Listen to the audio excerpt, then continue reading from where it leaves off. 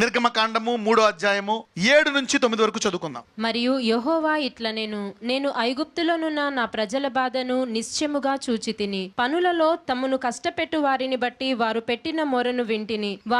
వారి దుఃఖములు నాకు తెలిసేయున్నవి. ఎప్పటి నుంచో తెలుసు ఆయనకి, ఇప్పుడు పెడుతున్నారా? 400 సంవత్సరాల నుంచి వాళ్ళ దాసులు. కానీ ఎప్పుడైతే వారి హద్దులు దాటిపోయి తట్టుకోలేని పరిస్థితి వచ్చిందో నీ విడుదల సమయం వచ్చింది. కాబట్టి ఐగుప్తుల చేతిలో నుండి వారిని విడిపించుటకును ఆ దేశములో నుండి విశాలమైన ఆగండి. కాబట్టి అనండి, అంటే కష్టాలు పెరిగిపోతే దాని పక్కనే ఉంది దెర్ ఈస్ ఎ కాబట్టి బిసైడ్ యువర్ కష్టాలు. If you don't know this you will be in trouble. కాబట్టి ఐగుప్తీయుల చేతిలో నుండి వారిని విడిపించుటకు ఆ దేశములో నుండి విశాలమైన మంచి దేశమునకు a problem is also a time to shift you. It is also a shifting season. Your big problematic season is a shifting season. నా గొప్ప కష్టాల కాలము నా జీవితాన్ని మార్చే కాలము, నా సమయాన్ని మార్చే కాలము, నా ఆశీర్వాద ఆరంభ కాలము.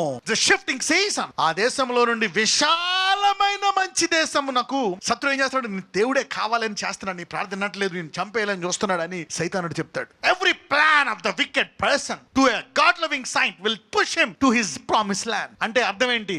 దేవుని ప్రేమించే వారికి వారి యొక్క అధిక భారమైన కష్టము వారిని దేవుని ప్రణాళిక చొప్పున వారి ఆశీర్వాదం వైపు వారిని నెట్టుతాది.